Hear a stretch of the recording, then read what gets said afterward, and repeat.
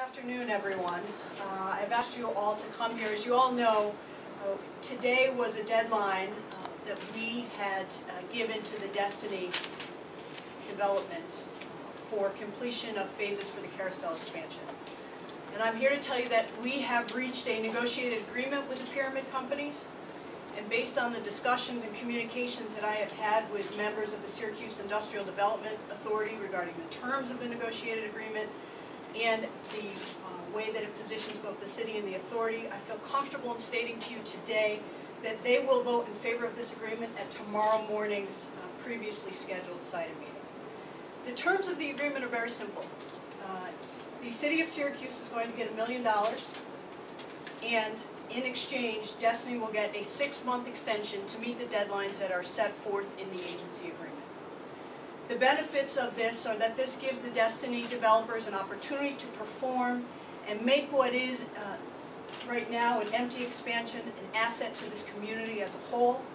And in exchange, the city will be receiving assets to make sure that they are compensated for what is an extension of this agreement.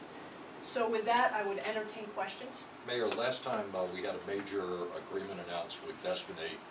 We had the mayor and Bob Conjal walking out of City Hall together, making an announcement on the steps of City Hall. What's the difference with this administration from the previous administration's handling of it? Well, I think, Bill, you know that there are a lot of differences.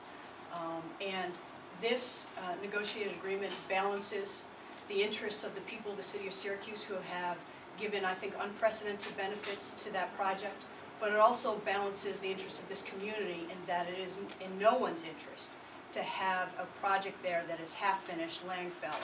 So you have to balance those interests, and I think we have done that with this agreement, and we're moving forward with that. Mayor, was there any clear assurances that they'll be able to secure the kind of financing to complete the project, begin phase 2 within 6 months? No. So are you accepting this on some sort of blind faith, or? I said you have to balance it, and this is what, obviously this is a negotiated settlement. I'm sure it's not betraying any confidences that one party wanted more money, one party wanted more time, and this is how you get to these kind of agreements. But it is solely within the power and the ability of the pyramid companies to perform and make this an asset, and that's what I have said I believe they need to do, and that's what's in ultimately the best interest of the people of the city of Syracuse. But there are certain things that have to be weighed on the other side as well. Mayor, was there any indication that this might be, or this will be, the only extension? No. Do you think 6 months is enough? I don't think I'm the right entity to ask that question. But do you personally think that 6 months should be enough? I've said that you should ask them about what they need to perform, and that I have said to them that they are charged with performing and making it an asset. We in the city are not mall developers, they are. Does this As a lawyer, did the city have a weak case here of trying to enforce this particular deadline in light of the fact that it was an unforeseen problem that they had with Citigroup? No. You had a strong case to actually assess this. $1 million of strength, I would say some might argue, Jim. Mayor, did you meet with or speak with Bob Conjal on this yourself? I did not. Who did the negotiating? Terry Mannion and Bob Smith for the Destiny. Does this set a pattern if in 6 months things are still not complete to the point that they would meet the requirements of SIDA? Can Destiny come back to you and say, here's another $1 million for another 6 months? Or there has been no pattern set. This is, as we lawyers would say, sui generis. It is the facts that are in front of us in the city and the Syracuse Industrial Development Authority on June 6th. Mayor, did the developer or his people indicate that they felt that 6 months would be enough for them to complete the first phase? And also, what about the second phase? Because the deadline was not only for completing the first phase, but to commence a second expansion. Again, Rick, I think that those questions are properly put to the developer, and that is what needs to be asked of them. How long is it going to take to make this a performing asset? Mayor, the $1 million is expected to come to the city when, and are there any plans, maybe it's too early for that, for how the city would use it? No, we're going to use at least half of it for demolitions. Our demolition budget was cut in half because of our financial scarcity and the revenue streams that we face. And in addition to which, when we had that unprecedented spring storm, we burned through a lot of our demolition budget because of that storm caused so much damage. So that's what we're going to have Does this go to the city or to CIDA and then replaces other budgeted items? It will go to CIDA, and CIDA will enter into a grant agreement with the city of Syracuse designating it for legally appropriate categories. Demolitions is one legally appropriate category. You would expect it when? Is there a? I would expect it within 24 hours of executing the agreement, half of it, and then shortly thereafter the remaining half. You were one of the most outspoken critics of this agreement. When it occurred, are you supporting the agreement now, or you still have problems with it? I wish it were that clear, Jim. I think that, as I said in the beginning, that this is a balancing act. That this project is over 10 years in the making, and to use a sports analogy, we're in the fourth quarter.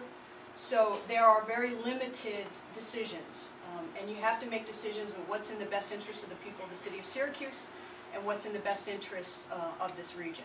And again, I balanced between saying that an empty expansion is not in the best interest of the people of the city of Syracuse, but at the same time, the people of the city of Syracuse have been very generous and have been very patient in waiting for long-promised benefits to come to this community. So those are the two goals that I had to balance against each other, and I think that this agreement does that. How was the $1 million payment arrived at? The same way all negotiated agreements are arrived at. Some people want to pay more, other parties want to pay less. Did you try to get more? I mean, was that the? I'm telling you that's how you get to negotiated agreements, and I don't think it serves any interest to get into the details of that. How much would a lawsuit, had this gone the other way, would this have been a bigger expense than $1 million for the city to try to fight this kind of thing? Hard to tell. Hard to tell.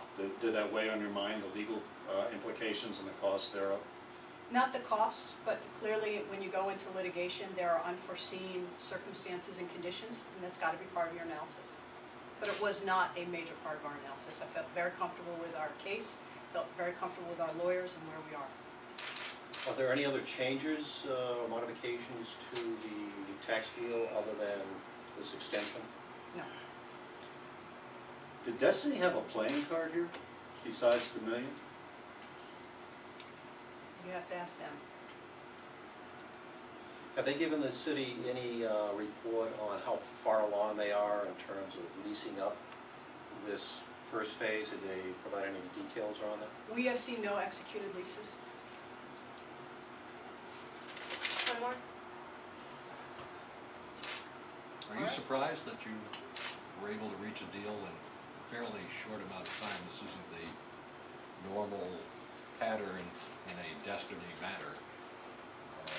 I'm just wondering whether you were surprised that they were open to negotiation. I think that there are new facts and new circumstances, and there is a different set of players around the table, and I think that contributed to having a different process. Thank you all.